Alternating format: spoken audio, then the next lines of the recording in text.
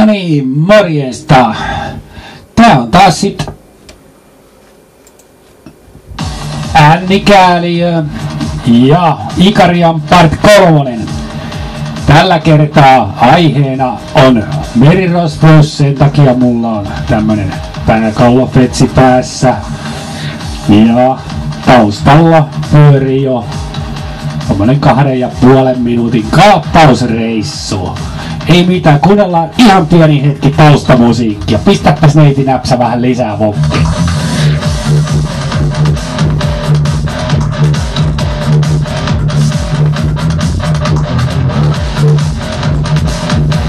Niin, ja hetken kuluttua tässä päivittyy merirosvo kaappauspisteet, mikä nyt on Suomen aikaa joku 19.02.30. Ja sitten alamme kikkailemaan, mitä me saamme aikaiseksi merirosvouksella.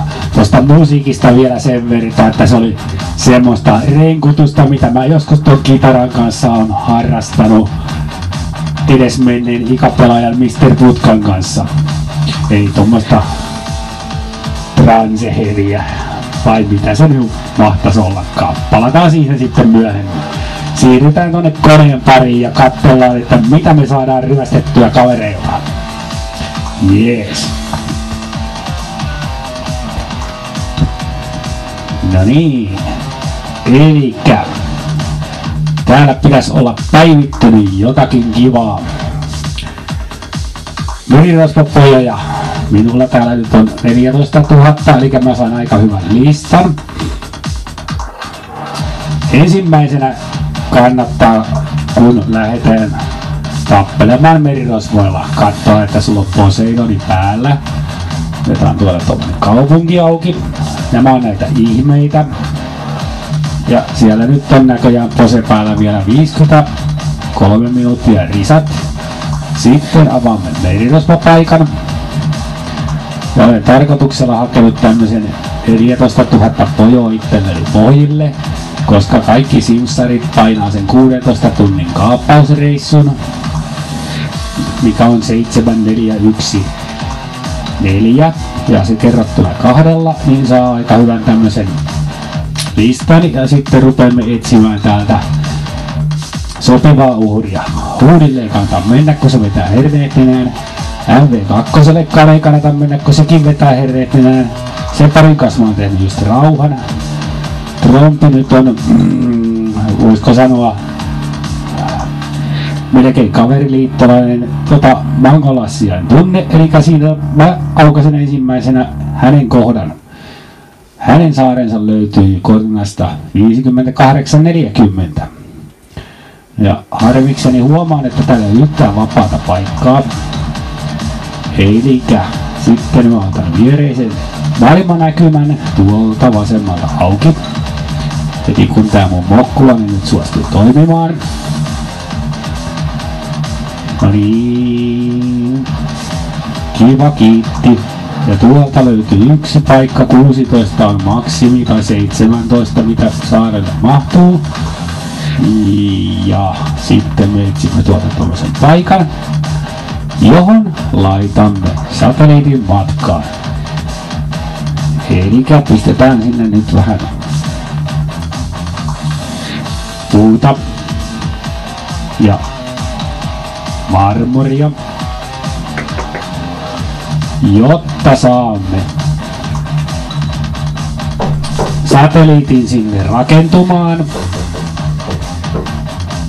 Ja tämä asia sitten hoituu. Sinne olisi nyt 2 tunnin matka, mutta kun pistetään vähän, kevennetään kauppalaajuuden, niin huomattavasti nopeammaksi tulee tämä matka. Ja sitten kun minulla on tämä Ikarian plussatili, niin sitten uhraamme muutaman ampron, niin tuolitimme vielä senkin ajan, mikä tässä nyt menisi tuohon satelliitin laittamiseen. Eli sinne lähti nyt merirosvon satelliitti 33 minuuttia. No niin, se oli ensimmäinen paikka, joka valittiin. Sitten katsomme tällä akkolla vielä toisen paikan, koska tässä nyt sattuu olemaan 2 satelliittia käytettävissä. Eli tonne lähti tuolla Mangolassille. merkkarit ja sitten otetaan tuolta nyt vaikka tuo Nipe sitten seuraavaksi kohteeksi. Ja hän löytyy koordinaateista 56 ja 57. Eli valitsen lähimmän kaupunkini, mikä on todennäköisesti tuo Viinijorma. Ja sitten pistän sinne menemään satelliitin samoilla keinoilla. Elikkä puuta ja marmoria mukaan, että saa sen merkkarimajan pystytettyä ja sitten kevennetään kauppalaivat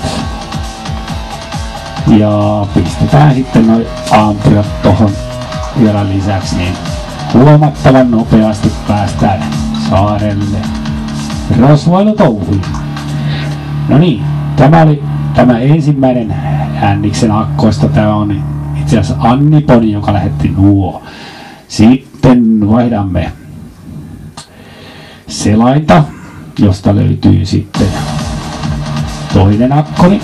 Ja sieltä rupean katsomaan, että mihin lähdetään kikkailemaan seuraava merkkari hommeli. No niin, tässä nyt on semmonen, että muistan ulkoa, että Tsingis on erittäin lähellä minun kaupunkiani. Löytyy melkein viereiseltä saarelta, eli täältä akkoilta aktivoin ensimmäisenä Poseidonin, joka löytyy tuolta ihmeistä. No, siellä olikin vielä Poseidonia jäljellä. Sitten palaamme takaisin lähimpään kaupunkiin, kun muistin ulkoa tuon Tsingisin. Ja hyvin yksinkertaisesti klikkaan täältä auki Tsingisin ja sinne lähtee yllätyshyökkäys suoraan merirosvoilla, mikä on tämän näköinen. Miekat ja pääkallo, kuten asiaan kuuluu, ja sinne on vain 10 minuutin matka. Terve menoa, ne lähtevät ryöstöreissulle. Ja sitten, nyt me lähtee ryöstöreissulle suoraan omasta isommasta kaupungistani. Niin, katsotaan löytyisikö täältä joku muu kohde, kun tällä akkolla on yksi satelliitti käytössä. Että lähdenkö ryöstämään Mäykkistä? No enää mikäli jo voi mennä ryöstämään, koska on sama IP-osoite, koska on toinen akkoni. Rontilleen kehtaa mennä. Katsotaan missä löytyy. Kianta. Vähän aikaa hakee. 4148.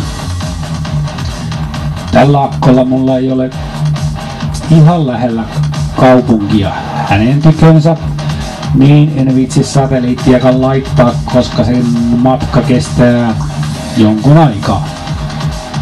Sakerdosi on ruttolainen, ne on aika pahoja vastustajia, mutta katsotaan 4760 ja sitten, no ei sekään ihan vierestä löydy. Otetaan seuraavaa kohdetta, joka saattaisi olla lähempänä. Mennään listaa eteenpäin. Reol.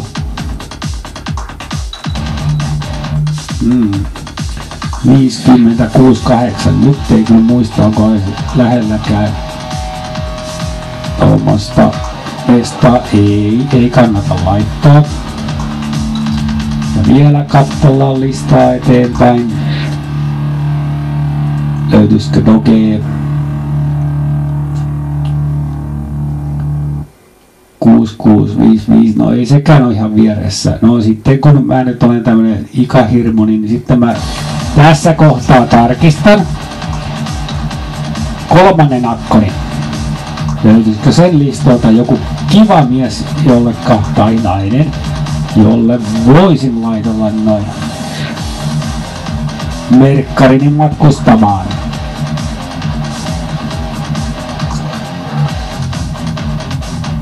Mitäs tämä lista kertoo? Tämä lista kertoo... No... Vane 91 on oma liittolainen. Sinne voi tietysti laittaa. Meni vähän päällekkäin mun listahan, mutta... Ja Diaksenkilö on tosi lähellä, mutta katsotaan toi Eku, mistä se löytyisi. Tää vähän lakaa taas tää Ikariamme, mutta se löytyy 21.42. No niin, vaihdanpa sitten toiselle akkolle ja näppäilen tänne 21.42. Se olisi sitten lähimpänä varmaan tuota kaupunkia.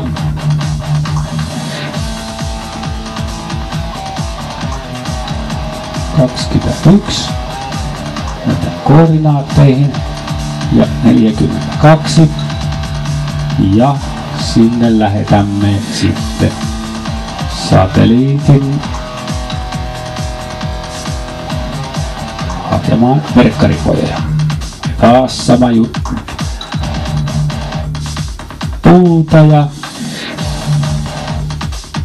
marmoria mukaan, että saa merirosvolinnakkeen pystyyn. Sitten kevennetään tuosta nuo kauppalaivat, että ei mene se 500 roinaa per kauppalaiva, vaan ainoastaan 100. Se vie tietysti enemmän kauppalaivoja.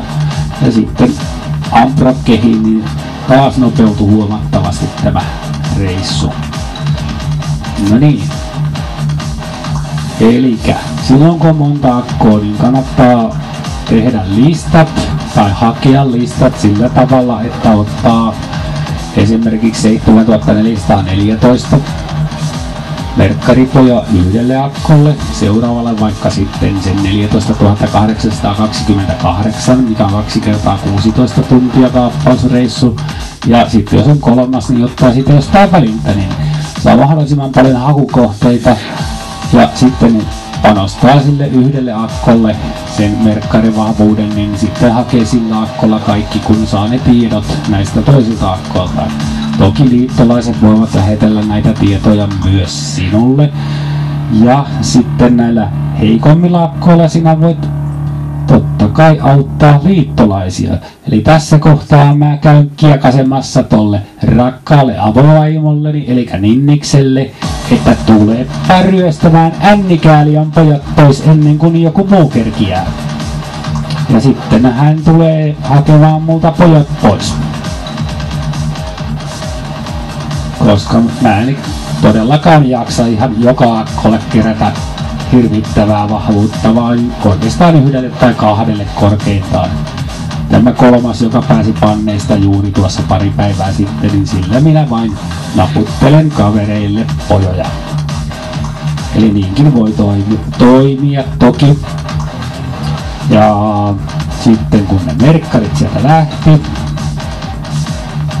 niin sinulle tietysti syttyy punavalo palamaan ja täällä näkyy aika selvästi kuinka joku vätipää tulee ryöstämään Ännikääliöltä merkkarit 4 minuutin päästä. Joku tommonen domdelaviu. No niin, en tiedä saitteko mitään tolkkua tästä merkkaritouhuista, mutta näin toimii Ännikääliö. Joku toinen tietysti voi toimia toisella tapaa. Tässä oli tämmönen simppeli tiivistelmä, mitenkä merkkareilla toimitaan. Ja tietysti armeija ukkelista näkee, kuinka minulla tällä hetkellä Ännisakkolla hyökkää ihan rikki sinnisin vestaan hakemaan merkkaripoja ja 1 satelliitti on matkalla. Ja sitten Anniponiakkolla, otetaan tuota nyt tommonen pois, niin on ne 2 satelliittia matkalla niihin kohteisiin, mistä mä nyt jotain tuossa aikaisemmin lässytin. Ja tässä voisi tietysti, nyt kun täällä on aikaa, näiden satelliitilla on matkaa 24-27 minuuttia, niin kannattaa ehkä omalta saarelta katsoa, löytyisikö sieltä joku kohde, minkä voisi tässä ryöstää sillä aikaa, tai ainakin koittaa ryöstää. Mennään nyt tälle Julialle poikkeamaan. On sen verran kiva kaveri, että se antaa aina. No. Ja nyt kun tässä totta kai kestää hyvinkin pitkään tämä merirosvoilutouhu, niin seuraavaksi siirrymme katselemaan Ännikääliön lemmikkejä. Muistatte